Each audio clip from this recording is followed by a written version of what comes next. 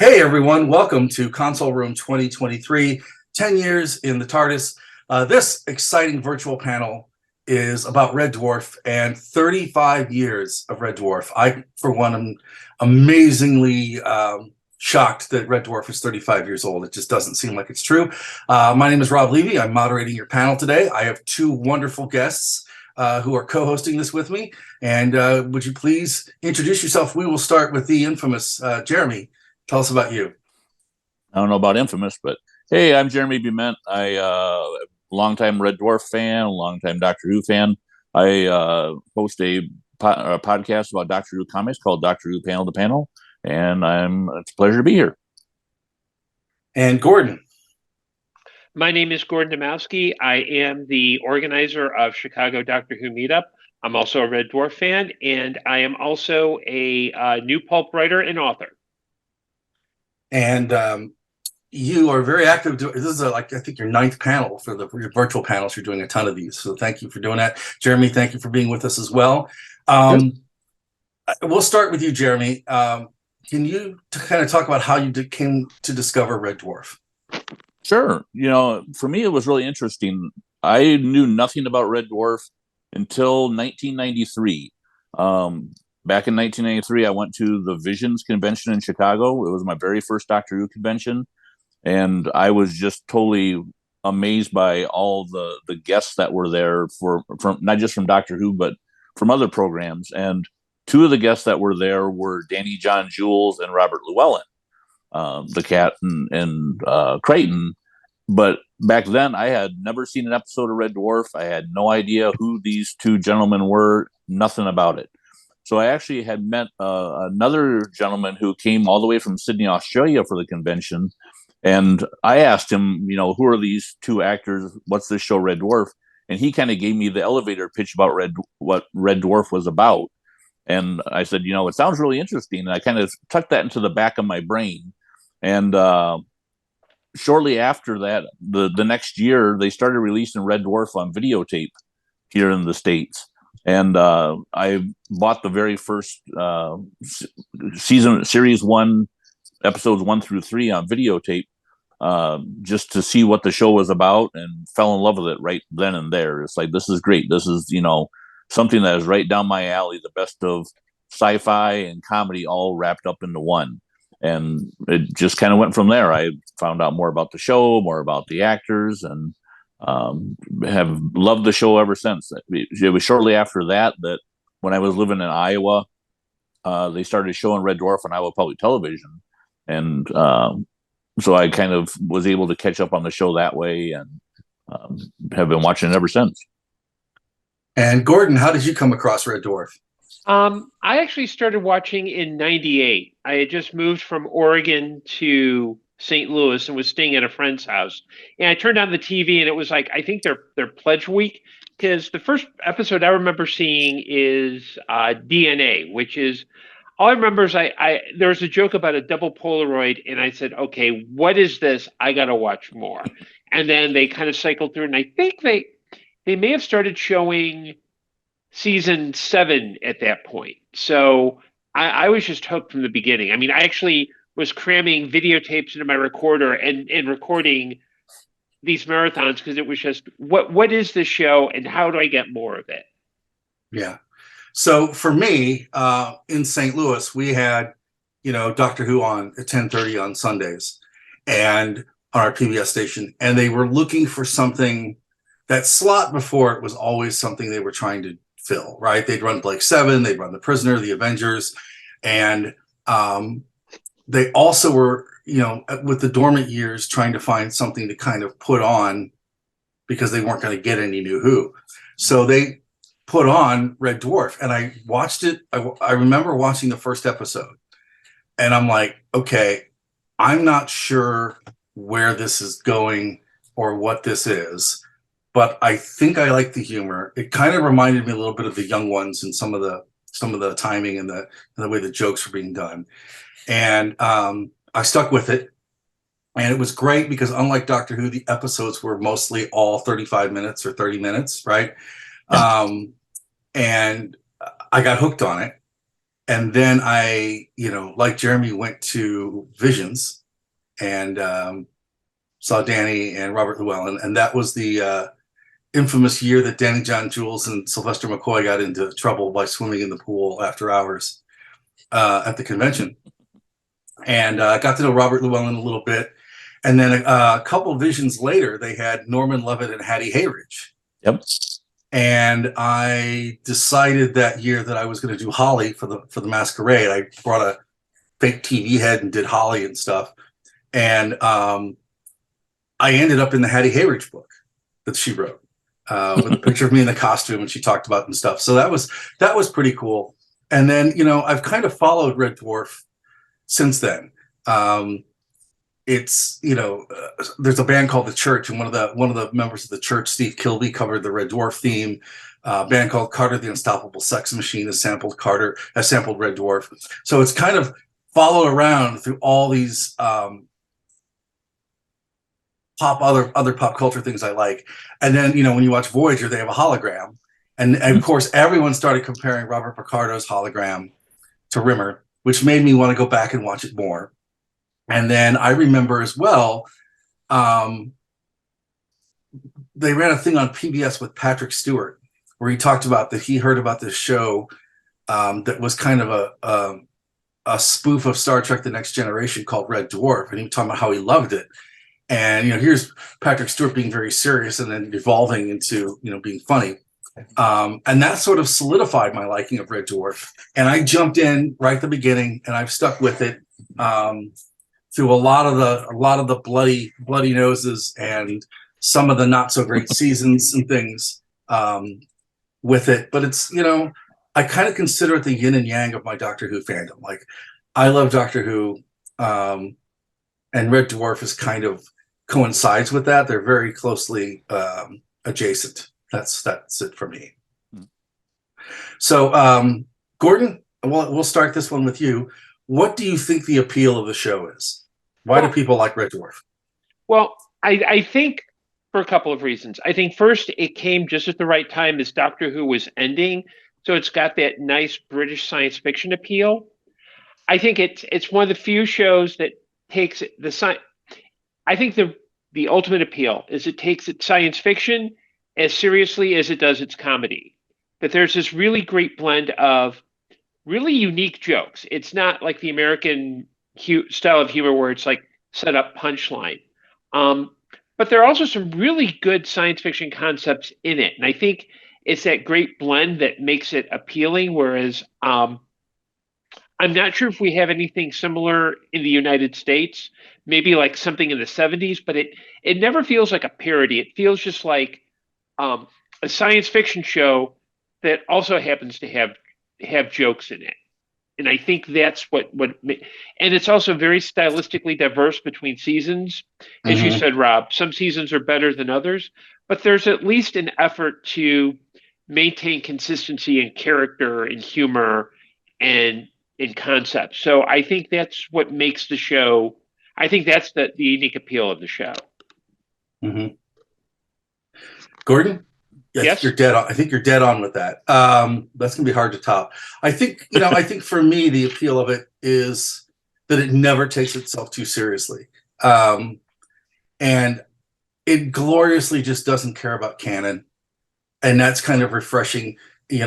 As people like we are who kind of spend a lot of time thinking about canon with shows, it's just nice to like let your hair down, kind of, so to speak, and just completely forget it, right?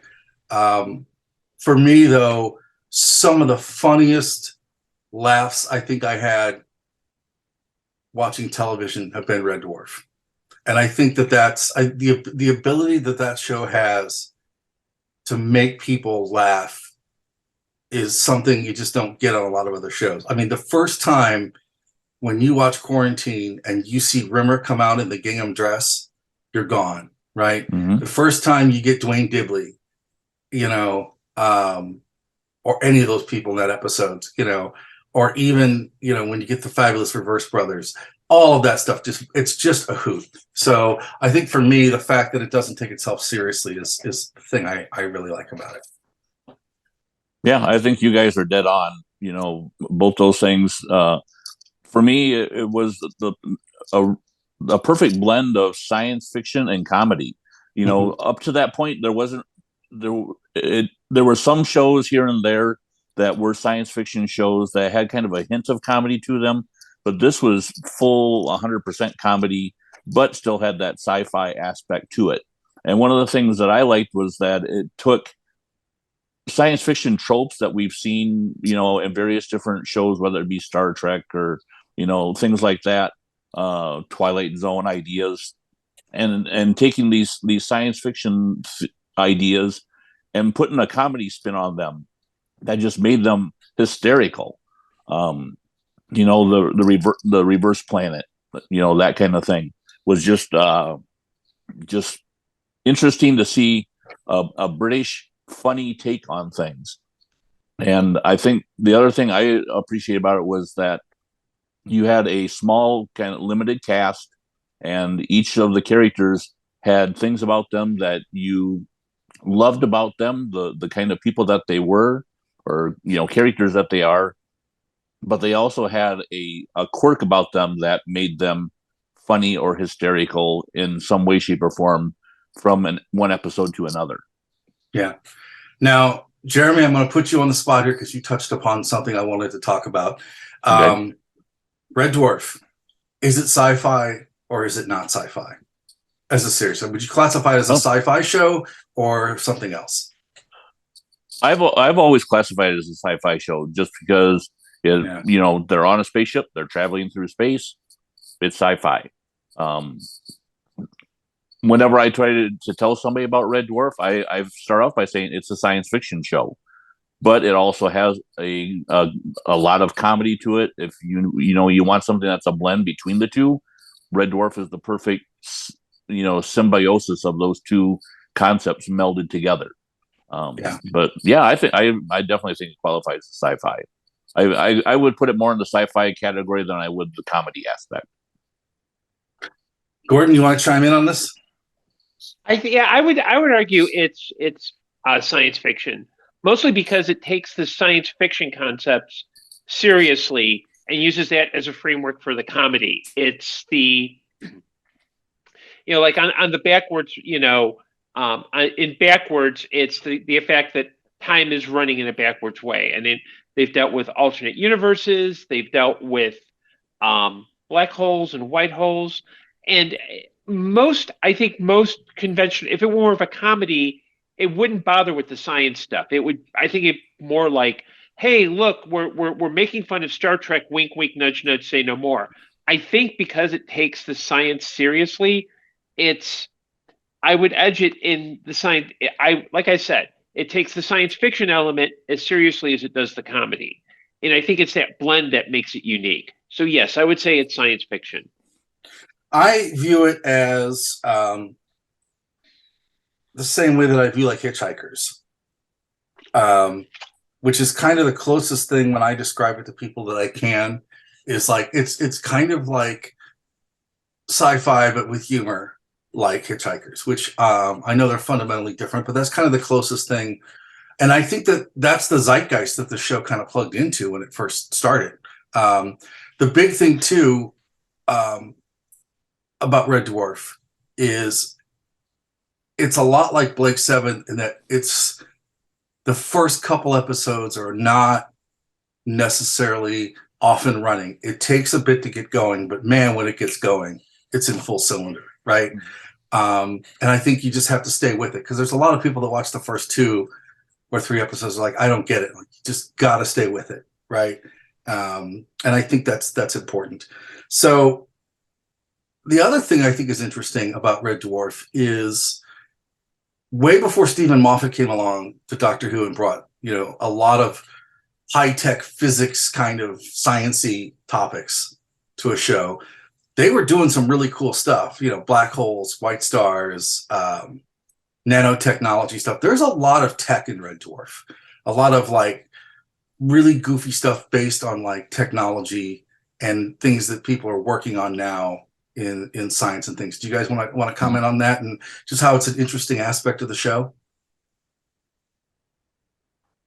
Well, I think Red Dwarf has not been afraid to, like Stephen Moffat, play with certain ideas around time and science. So, like Dave Lister, who's like one of the four leads, it turns out it we first learned that he's basically left under a pool table in a bar.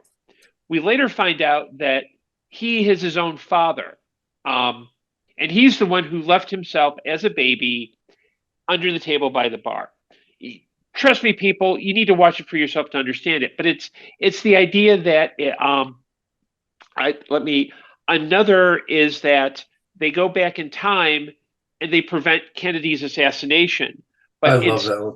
and what turns up happening is that the country is run by the mafia, and Crichton, the android, has his morality circuitry not working. So he finds them meat, and it turns out he's basically they end up becoming cannibals. And I'm going to spoil the episode because but it turns out what they do is they find Kennedy, and they have Kennedy as the guy on the grassy knoll shooting himself to make history go right. Yeah. And Mm. I think I think the show, I think because it's willing to deal with higher end thinking, whereas a lot of the science in let me compare it to a recent Doctor Who episode, Kill the Moon, where it insists that the moon is a giant space egg and there's a dragon in it, and the dragon is born, but it also leaves another space egg.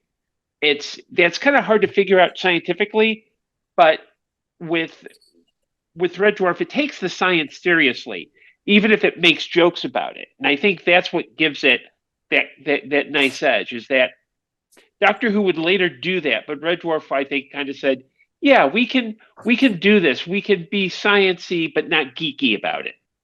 That makes sense. Yeah, I think so. Mhm. I think too that it does a really cool job of just like as writers, those guys were like, if they saw something that interested them, they put it in the show. Mm-hmm. So it kind of stayed timely, which was cool. So I know you talked about the aspect of time in the show. Time travel is actually kind of important in Red Dwarf in ways that it's not really conventional in other shows. Let's just kind of talk about that because um, it breaks every rule of time travel that Doctor Who has established, and it's gloriously great in doing it. And it's just a hoot. Well, that's one of the things that I like about Red Dwarf is that they are able to take science fiction or real science type ideas and totally break the rules on them. They pay no attention. They'll take the thought of a science idea and just do whatever they need to do to make it fit the story or make it fit what they want to tell in the story. Which is it goes back to you talking about how they pay no attention to canon. They play fast and loose with the rules, and that includes the rules of physics, the rules of time travel, anything that people have kind of established as being fact. They will take facts as needed, but they'll definitely throw in whatever fiction they want as well to change that to make it work. And that I think makes for the show. It gives them a fun, not even guidelines really, kind of a lack of guidelines to play with when they're telling stories. Mm-hmm. Yeah, and they avoid the usual cliche of, well, we can't go back if we can't go back if we go back in time, we can't change the past because if we change the past, it's going to alter things in the future. It's like there's one episode where there's an android who's like removing people from history but replacing them with a better version of themselves. And the issue becomes like what is a worthwhile life? Or there are episodes where there's one episode where there's an in between season cliffhanger where they're destroyed, but it's revealed that there's a paradox involved, and it handles issues of time travel. It basically kind of says, yeah, we've read all the literature about time travel. Screw it, we're just going to have fun with that. And they basically bring everyone up to speed by scrolling. Basically, here's what happened, and we're starting in a whole new thing, which I love. Right. So let's kind of dive into some characters here. Do you guys have favorite characters in the show? Well, for me, I have Lister is my favorite. I think Lister is the everyman. That's especially if you're a geeky sci-fi fan like myself. I think Lister is somebody that I can relate to. Anybody that is watching the show can relate to. That's the person that you are or feel that you are. Um, and he kind of takes it to the extreme where he has a lofty goal to to have his life on Fiji with and that's about the only goal he really has, that and surviving. And sometimes that's the way I feel, trying to make it through just life in general. Being able to be as slobby as Lister is another thing I love about it. And just being able to, I think he's just a relatable guy. He's lovable and relatable. Yeah, and I think Rimmer, not Rimmer, Lister is kind of, he's the common sense character because he's dealing with Rimmer, who's kind of super uptight, super neurotic, blames everyone but himself, doesn't take responsibility. You've got the cat who's evolved from a cat who's basically all like, "Hey, I'm hot, I'm sexy," Mm-hmm. very vain. And you've got Crichton, who's kind of the um, he's good on riffing on the kind of the whole android wanting to become human trope, but he's also like, he likes folding sheets and he likes doing laundry. And I think having that unique mix of characters where even though it skews heavily male, different types of male, it gives them it gives the humor a little bit more of an edge because it's not like, normal guy and his wacky roommates. Like they all kind of have really good inner character moments. And Yeah. I think that's what gives it, I think that's what gives a comedy its edge, because it's not all jokey Yeah. jokes. It's, Yeah. there's actually some episodes with some really honest pathos and some really moving moments throughout. Yeah, I think, for me, I've liked Lister through the entire episode run. I think he's basically played it the same way. Watching him with Rimmer and that dynamic is just a hoot. I'm a big fan of Crichton, although I do think that when they brought Chloe Annette aboard, they started to marginalize Crichton and the cat's roles. And I love Danny John Jules as the cat for like the first 3 or 4 seasons when he gets to sort of do the James Brown in space trope. And then later, sort of when the cast goes back to what it was when they sort of modernized it a little bit more. And he got back to that, right? I thought that was a hoot. And I think he's fun. I love how, Crichton's kind of your spin on like the English butler, but also the android trope that Gordon had mentioned.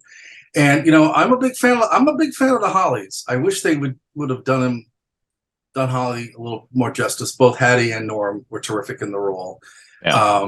But like the dry delivery of Norman Lovett, Norman Lovett's a comedic genius. People don't realize just how big of a deal he is in British comedy, and getting him, for the show is great. But where he goes April, May, June, July, Fool, like in Queeg, that's just, it's great. And he's like, Hercule Poirot has got on the train, if you ask me, I think they all did. I mean, and the whole joke with like the supercomputer and the Junior Encyclopedia of Space, just all those jokes with Holly set up the show well, and they framed it in a way that was really interesting. So the only really character issues I had were when they tried to bring back Captain Hollister as a semi-regular. I'm like, come on.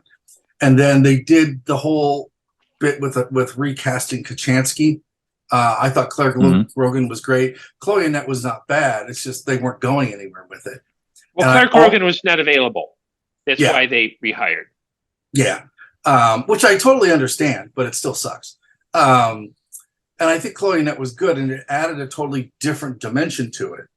But I wish that they would sort of have left the Kachansky angle kind of as they originally established it and not grown it, because I think that Lister kind of always pining over the girl, but having her not be so omnipresent would be terrific.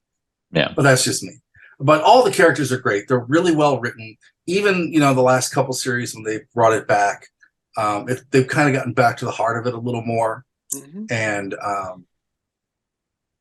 I think if you want a show with like really well developed characters that are interesting, they're great. I mean, trying to keep track of Lister's timeline is a little mind bending, but it's fun. Rimmer's just insane. Everybody knows a Rimmer. What I have found is that people that work in engineering and IT tend to know more Rimmers than the rest of us. But everybody knows a Rimmer, right? And then everyone knows a Crichton, sort of. Everyone knows this sort of like fussy kind of guy. And I have to say, with the characters, the other thing they do well is they frame it with the Space Corps directives. Those were great too. So I'm very happy about that. Do you guys have episodes that are your favorites? I know this is like a multi-answer question because there's no one really has one favorite episode of Red Dwarf. But do you guys have favorite episodes?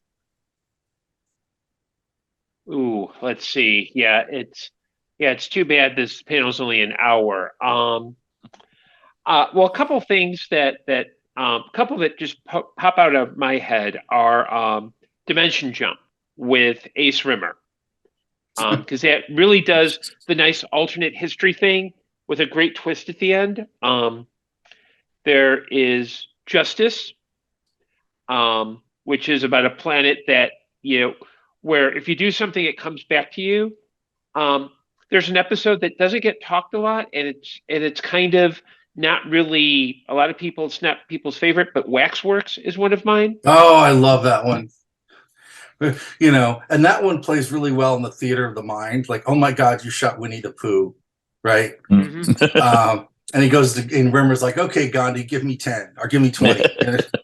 I mean, that is just, that's terrific. Yeah, and then just to end, I think one of my favorite moments is the very end of the season 8 ender, Only the Good, where Rimmer kicks Death in the man basket. Yeah. I will also go with Waxworld. I will also go with Back to Reality, just because I think that having the fun of that is terrific. The Ticket to Ride one with Kennedy is, I think that's a standout episode of that season. And that is a hoot. Backwards is still great. And people forget that Red Dwarf did a Hitler episode before Doctor Who, which I thought was, because you're watching Red Dwarf and you see a thing, this week's special episode, Adolf Hitler. You're like, oh my God, right? What is this? So I do like those. And then I'm gonna say DNA too, because I think DNA is a lot of fun. Mm-hmm. So I think you guys have all picked ones that I would go with. There's the only one I would throw in there, just because I remember the first time I watched it, it totally threw me for a loop. I think it's the first episode of season 6, Out of Time. Oh yeah, that's the last episode. It was the last episode. Yes. The one where they discover they've been in a virtual reality game the entire time. Oh no, that's Back to Reality. That's season 5. Oh, is that back? Oh, okay. I couldn't remember. It's been a while since I watched Red Dwarf episodes. Yep. But that one. Mm-hmm. That one, I remember watching the first time I watched it. I was like, "What the bleep is going on?" Because I could totally see them changing the dynamic of the show entirely and have them take these 4 characters that they discover that this is who I actually really am, and having them be those characters for a while. Mm-hmm. And very easily, that's a lot of people thought that's how the show was going to end too. Mm-hmm. It's just they find out. It's kind of like the Psych Out ending on it is terrific, right? Which I really loved as well. Yeah. And it's also a show that's got really great moments too. The stuff with Rimmer, and then when regular Rimmer meets Ace Rimmer, that stuff is terrific. There is God, there's just so much of it too. There's also Queeg is great. There's also the one with where Don Warrington plays the sort of like Hollow Ship. Hollow Ship. Hollow Ship is also really great too. And they, the thing is, they got some great guest stars. I know we talked about Don Warrington. They got Timothy Spall. They got a lot of really great guest stars. Ellen Cumming. Valentine Dial. Interesting fact at the very beginning when they had the cat god at the first story, that was originally written for Graham Chapman, who was in too ill a health to do it at the time, and it may have even passed. But the cat god character at the very beginning was supposed to be Graham Chapman, which oh my God, that would have been amazing. Craig Ferguson, before yes. Before he became somebody. That episode is also great. Is also terrific too. Confidence and Paranoia. Yep. Oh my God, that is great too. Oxygen is for losers. There's some, and that's the thing about Red Dwarf. Like, oh my God, this is great, right? And you just spend so much time just like laughing. I was prepping this episode. I'm like, okay, I'm gonna watch some Red Dwarf, and then I went to the, to die. I'm like, oh my God, I don't even know where to start. And that's the great thing about it as a show, is much like classic Doctor Who.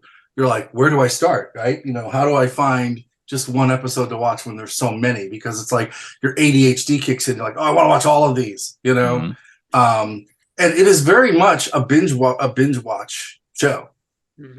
So I'm curious what you guys have thought of the recent couple seasons they've done. Are you happy with those, or do you wish they would have sort of rested it more and just not really done much with it? I kind of think I don't think they're as good as that kind of chunk of season 4, 5, and 6, because to me that's like the gold standard. Yeah. But I think they're at least. I think at least it's becoming. It's okay. It's kind of like watching. It's kind of like watching Cheers. You've got that good period of watching Cheers, and then towards the end, it's like, I don't know. I think they've had some great ideas in the episodes, like having them go back in time to actually meet Jesus, except it's the wrong Jesus. Spoiler alert. But I think there's at least an honest effort. I just think it's more of a B plus than the A plus of the earlier seasons, if that makes sense. Yeah, I think that's fair. And I think go ahead.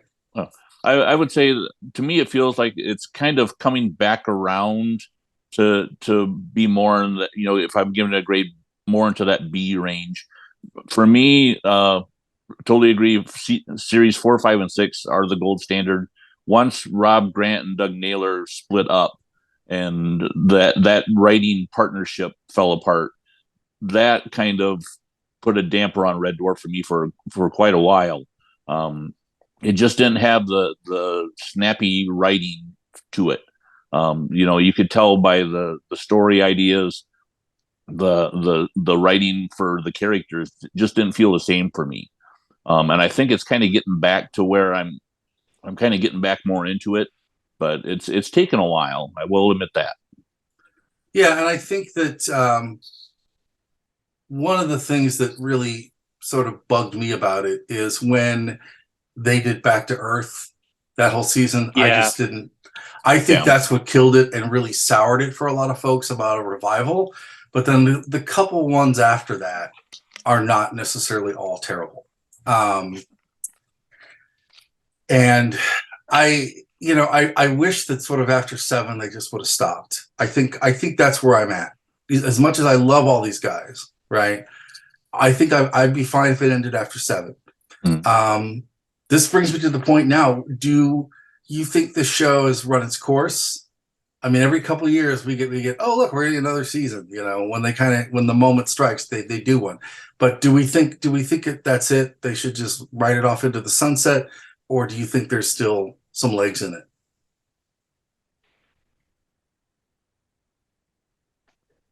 I I think that I've always been an advocate of you always want leave people wanting more. You don't want to become like the nostalgia show. And although I thought the more recent seasons were good, I'm wondering how much of it is just keeping going because it's there and it's steady. The main actors are getting visibly older. Mm-hmm. Um, I know that Doug Naylor for a while was focused on getting a Red Dwarf film made with precisely the same cast, and that's why we had a huge gap between season 8 and Back to Earth. I think it's best to just maybe go, okay, maybe we haven't done everything we could do, but maybe let's stop here while we're on a relative high versus like you don't want the what happened with the X Files. There's a whole year where Mulder and Scully weren't there, and that was like the absolute proof that okay, not only has the shark been jumped, but the show is actually bouncing on trampolines between over the going over the sharks. Yeah. I'd rather leave it be and accept what we have, and maybe wish for more than kind of keep doing it just for the sake of doing it. And this brings up, well, yeah. Go ahead, Jeremy. I want to bring up something No, else. no, I agree with you guys. I think um, to me it's kind of coming back around, but it just doesn't have that magic, doesn't have that feel that it did back in the day. I think that it's to me, I think it's kind of run its course. I think the show has said everything it had to say about all the stuff we've been talking about, all the different sci-fi concepts that they've talked about or done an episode about. I think that's all been kind of covered. That we've enjoyed these characters for all this time now, all these series. I think it's I agree with Gordon. Let's leave on a relatively high note. Yeah, I think too. Gordon has brought up some points that lead me to something else I wanted to mention about. For years, they wanted to do a Red Dwarf movie because they were both Rob Grant and Doug Naylor were like infatuated with the idea of having a Red Dwarf roller coaster ride, to Disney Park, right? Mm-hmm. But this leads me to the elephant in the room, which is the Red Dwarf pilot shows for American television. I personally do not think they're that horrible. I do think that Terry Farrell as the cat was really interesting. Not at all what you would expect it to be. It's completely different, but I'm just curious what your takes are on the American pilots. I agree with you. I don't think they're that bad. I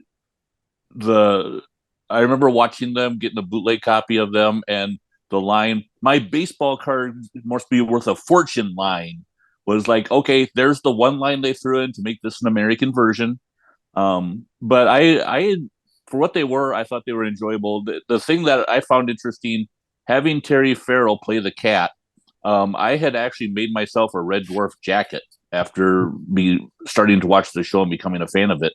And I went to a Star Trek convention in Cedar Rapids, Iowa, and Terry Farrell was there, and I was in line to get autographs wearing my Red Dwarf jacket. And I was way down the line. I kept seeing her looking at me for whatever reason. I had no idea why she was looking at me. This is before I knew that they had even done an American pilot. And she kept looking at me, and as I got closer to the line, when I got to get my autograph, she was like, "I love your jacket. I was in Red Dwarf." And I was like, "What? You were?" So I had to do this research to find out about it. I thought she did a great job. I thought it was I thought Robert Llewellyn bringing Crichton in to play, to reprise his role for the American pilot was good. I thought it was, for what it was, I thought it was good. Yeah, I don't think they're that horrible, but I'm not a fan of either pilot. I think you could tell that there were the kind of thing I could say, you could tell that there were like executives in the room who were like who are giving notes, because I think some of the humor doesn't quite stick. And I know the second pilot is more of a it's more like a proof of concept with some reshot scenes, but I mean, they're not horrible, but they're not. Why stick with American pilots when we've got the real thing? Is my Yeah. attitude. Yeah, I mean, I think that they really tried really hard to make it a hit in America so hard that they suffered on the writing and working on the show as a Mm-hmm. whole. I think that that's one of the big things that sort of bugs me about it. Having said that, they really, really, really, someone put the bug in their ear about doing it in America. And I just almost wish that, like, how about we just, not? Now, if it were today, if this was all happening, now they could use like Ghost as a framework and kind of go from there, right? Mm-hmm. But I think that at the time, American audiences weren't ready for it. They wouldn't get the humor. Americans are not going to get jokes about Vindaloo. There's just one of the things that's great about Red Dwarf is it's so uniquely British, and it's so steeped in the British culture wars, and like the sort of stereotypes of where people are in British society. It plays on all that, and Americans just don't get it, right? And I can't think of anything it would have went next to on American television, right? It's like, where is this going to go? You're going to put this on after Cosby? No. You're going to put this on, on CBS before, some Remington Steel or something. Kids, ask your parents. Where is this going to go on American television? I just don't think there's room for it. But I do think that they had a bigger audience than they thought they would, and I think that they were kind of surprised at the success of it. Right. And what's interesting too about Red Dwarf is, from a merchandising standpoint, they didn't completely go all in. Like, we never got a Red Dwarf model. We never got like a ton of stuff. We got, some novelizations of episodes. We got some really wonderful audios that Chris Berry did, and we got a lot of t-shirts, right? But they never delved too deep into merchandising, which is interesting. And also, Jeremy, you can speak to this. Red Dwarf would be perfect for comics, and they never really delved into Red Dwarf as a visual medium outside of the TV series, which I thought was interesting too. Not really. I know at one point in time they had a Red Dwarf magazine. It was called the Red Dwarfs magazine, and I never got a hold of an issue to find out if they did a comic in there. I don't think they did. But you're right. As far as merchandise went, I remember trying to find merchandise for Red Dwarf when I was, when it was popular being shown on Iowa Public Television. And outside of T-shirts, that was about all you could find. I remember there was a little die-cast Starbug that you could get, but outside of that, that was pretty much it. And you would think that if it was the marketing people would go, "Hey, we need to put stuff out that people can buy." But I think it was kind of a lost opportunity on their part to capitalize on the popularity of it, because it was a fairly popular show over in the UK. Yeah, and I think. Oh, go ahead. I was about to say, but I wonder how much of it was just the fact that, like, they were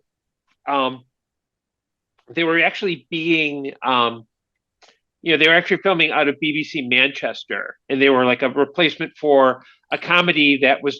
They had the budget for a comedy show that only had one season, and I wonder how much of it was their own mentality. And because a lot of the comics were from the alternative scene, where they're more punk influenced, they kind of didn't see it as like, "Hey, money, money, money, merch, merch, merch," as "Hey, we're doing the work. Let's just keep doing it." Yeah, and you bring up an interesting point too. It is very much an anti-establishment comedy, right? It is very much an ensemble comedy with a bunch of actors that have made careers fucking the system, and I think that that's one of the reasons why it's so successful. Yeah, it's not the Star Trek idea of, oh, we're all part of this greater collective, and they're not part of the, although they're part of the, Lister's technically part of the Space Corps, and Rimmer's technically part of the Space Corps. their attitude is that the Space Corps is basically just a mindless bureaucracy full of rules. And, Mhm. you know, at one point, even the captain says, they think I'm the captain. I'm really Danny the Donut Boy. And I wanted to kind of finish up talking about the legacy of Red Dwarf, right? It is a show that has taken several black eyes. It's had without getting into a lot of it, Craig Charles had a lot of issues going on off screen early on in the show. Chris Berry's had some stuff going on recently. It's had a lot of things it's had to endure. We also had the writers, spat between Rob Grant and Doug Naylor. With all of that and everything that's happened with budgeting and effects and them wanting to, have creative control over the series, it's still thrived and still made itself work. What do you think is the legacy of the show? Well, I think the legacy of the show, for me, the first 6 series are the legacy of the show. I think that the partnership between Rob Grant and Doug Naylor was their writing was so sound, so solid, so funny. Taking these different ideas and taking sci-fi aspects and making single episodes, focusing on one by one, kind of working their way through the different sci-fi ideas that people have seen or read about all throughout the history of science fiction, and making a funny, entertaining, but also sometimes poignant, sometimes serious episode is what the legacy of Red Dwarf is. That's the series that, if I want people to watch Red Dwarf, that's the stuff I tell them to watch. I think it's something that those 6 seasons, you can go into them now and watch them. Somebody can watch them fresh and new, never seen them before, and still enjoy what they're talking about. They're timeless, in my opinion. And that was the first show that took the British humor and combined it with science fiction. I think that's the legacy that it has for me. Yeah, and I think, kind of building on what Jeremy said, I think one of the biggest legacies is because Red Dwarf came literally on the heels of Doctor Who entering the wilderness years. You have a really viable science fiction franchise that had a really smart, edgy sense of humor that hit at just the right time. Those first 2 seasons, long story short, were done on the cheap, but as they got money, they got people in, they were able to build on that to make those first 6 seasons. And I think when we look at, I would like to count maybe season 7 and 8 as part of that package, because that's when the show decided, I love season 7 because I think they were willing to take some honest chances, that it could have just been like, keep doing jokey jokes until the end. And then season 8, I think they kind of wanted to, it was their way of revisiting what happened in the first season, in the first 2 seasons. I mean, I think that's one of the I think the BBC had 3 really good science fiction franchises: Doctor Who, Red Dwarf, and Blake 7. And I think Red Dwarf deserves not to just be that. I think for years it was like that culty. It's the show that maybe your cool Doctor Who loving friend introduced you to. But I think there's a real wealth of viewing enjoyment. I would also suggest that series, get rid of season 9, Back to Earth. You can skip that. No one will fault you. Even the later stuff is okay, but it's not quite there. But I think that those 4, 5, and 6, I think are necessary viewing, in my opinion. And I think that's the ultimate legacy of the show, is they managed to take some really good chances and not just be a silly science fiction show, but something that not only challenges humor but also challenges thinking. And I think you can't go better than that. Yeah, and I think you're right because season 7 gives you Ticket a Ride, which I love, but you also get if you watch Blue for no other reason, watch it for the Arnold Rimmer experience. Just the where they Yeah. kind of mock their own desire to have a ride. Uh-huh. It's just like, okay, that's awesome, right? Um, I think the legacy of it is that it's a show that sort of did whatever it wanted on its own terms, whenever it wanted, and laughed at itself the entire way. That's just kind of how I view it. But it's also a show that let the comedic work of the actors that are on it breathe. You know, regretfully, I think at times it tried to do too much, and because of that, I don't think we got I don't think we got as robust of a look of Danny John Jules' talents as we should have. Thankfully, he had Death in Paradise to kind of show off what he could do a little more of. And I think to many ways too, we didn't really get to see what Robert Llewellyn could do too, because I think he's very, very funny in it. And I know they kept trying to play with Crichton, but you know what? If he just had played Crichton the same way all the way through, I'm fine with that. So I think that's the big legacy is it just didn't take itself too seriously, and it tried very hard to let the actors breathe, and as a result, the work sort of stands on its own. Yeah, it's much more enjoyable to watch a show that's willing to swing for the map, swing for the rafters and miss Mm-hmm. than than something that's just kind of safe. I mean, something that's non-offensive. And I think the fact that we're talking about Red Dwarf 35 years afterward, and most of the people watching are like, "What?" I think says something that it's this nice little like Doctor Who at one point was that dinky little show that you watched on Sunday nights wherever you lived, with the wobbly sets and everything else. Now it's kind of a full-on franchise, and it's still the same show. It's just made changes. I think Red Dwarf right now is in that kind of it's that show that very few people talk about, but I think it really does deserve its place in kind of the grand. If there is I don't believe in a grand canon of science fiction viewing, but if there were, Red Dwarf belongs there. Yeah, Yeah. that's One it.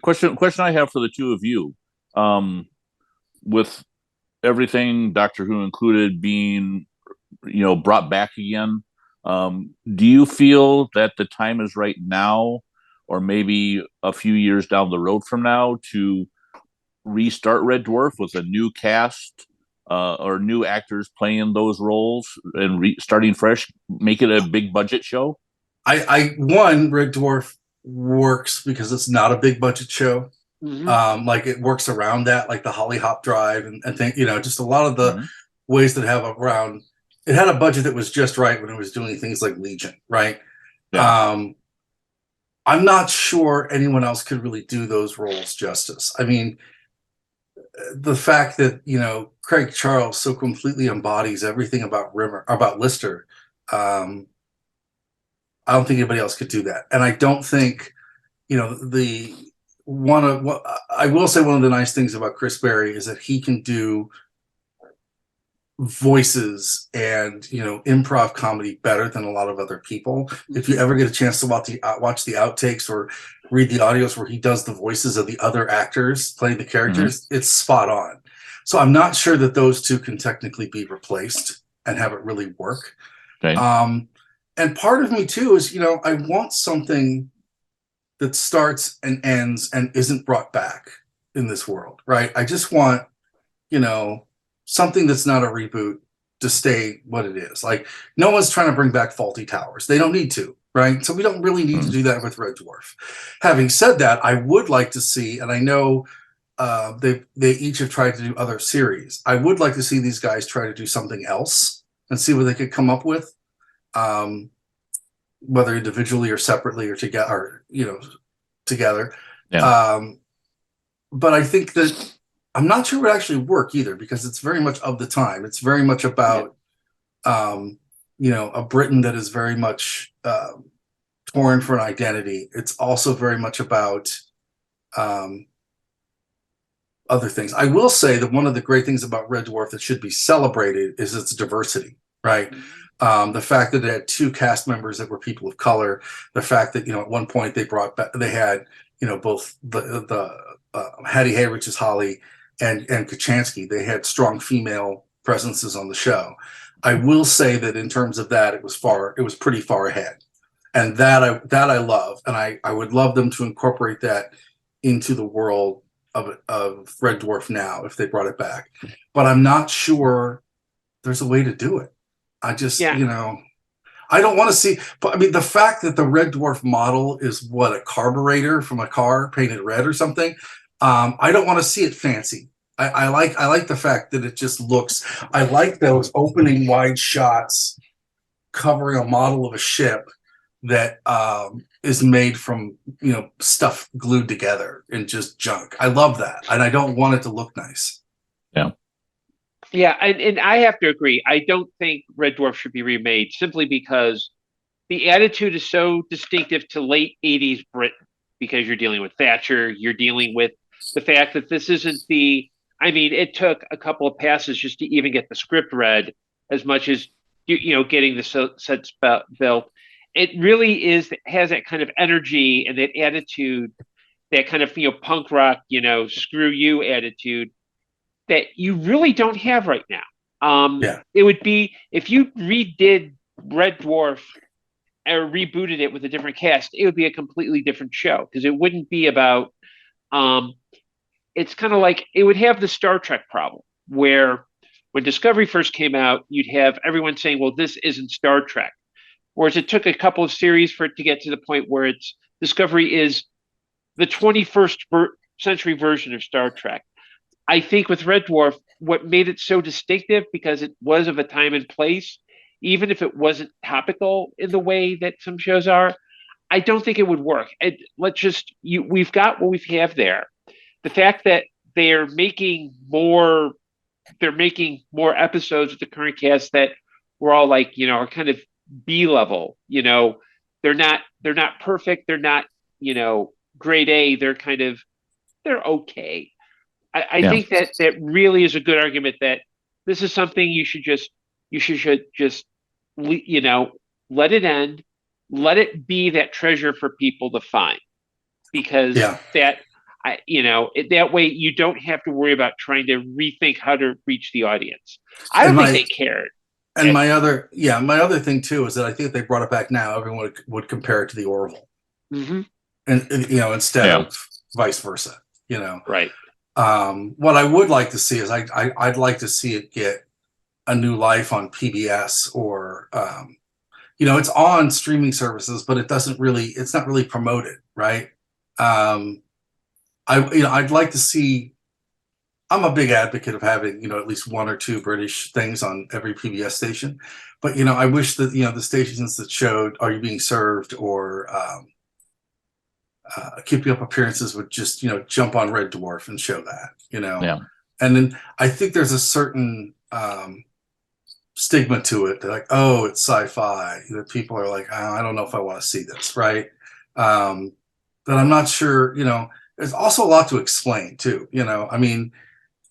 When you watched it in real time, it was fun just to watch it and go, okay, this is absolutely gloriously stupid, right? Whereas now I think everyone would be looking at it through the lens of like, this is something serious. And I think that the fact that they would do that makes it kind of weird, that they would sort of overanalyze it, right? It was a lot easier back then to just watch it and go. And part of the biggest benefit of that show is that it didn't have Doctor Who on, right? It didn't really have anything except for Star Trek. It didn't really have anything else going on. And I think now with so many streaming options, I'm not sure that would work. Yeah. One of the things I would be interested in is, it just popped into my head, I would like to see what Big Finish would do doing Red Dwarf audio dramas. You could have the cast reprise their roles. You don't have to worry about the fact that they're getting up there in years. And one of the things that I always liked about Red Dwarf was that the stories were always so smart and so well written, and visually they were entertaining. Like Backwards, for example, taking that concept and doing it visually. I'd be curious to see what some really smart uh, writers could do audio wise to come up with some of those same kind of concepts or same ideas of what they could do about twisting the audio to make it feel like a Red Dwarf story. Yeah. People too also forget that Red Dwarf won an Emmy. It won an international Emmy for Gunmen of the Apocalypse. And Jeremy, I think you were there. One of those Visions conventions, Rob Grant brought his Emmy with him to the con. Yep, I was there. Because I got to sit with him at dinner with his Emmy, and I was just like, that's the closest I'm ever going to get to an Emmy. People forget that this show. I mean, that's a high quality. I mean, it's won more Emmy. I'm not sure where it stands against Doctor Who, but it's won a lot more Emmys than a lot of other popular sci-fi shows that are its contemporaries, and I think that's also interesting. So, but I think that's a good place for us to sort of leave the world of Red Dwarf after 35 years. It's got the catchiest theme song. It's got great incidental music. The directing in it was great. The costumes were fun, and it was just a really great romp. And I think that I'm glad Red Dwarf has been a part of my viewing as an Anglophile, and I certainly treasure watching it whenever I can. Even some of the new stuff I've learned to like. Mm-hmm. You're here. Same here. So thank you so much for attending this Console Room virtual panel. We hope the rest of the convention is fantastic for you. I hope it is smeg free. If you want more information on Console Room, go to the Console Room website and look at that. Also check out all the other streaming options we have, all the virtual panels as well. I will not be there in person this year, but by all means, if you see Jeremy, come up and say hello. Do not call him a smeghead. And thank you both for being a part of this. My name's Rob Levy. You can find me on Facebook or Twitter, also with the Modern Musicology podcast on the ESO Network and the Weekend Justice podcast with NeedCoffee.com. Jeremy, where can people find you?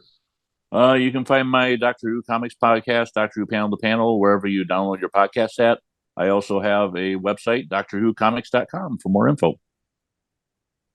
Okay, and you can find Chicago Doctor Who Meetup on Facebook, at Who Meetup on Twitter, ChicagoDoctorWhoMeetup.com. I'm also, as an author, I'm on Amazon. And I also have both Chicago Doctor Who Meetup and I have a Patreon page. So there you go.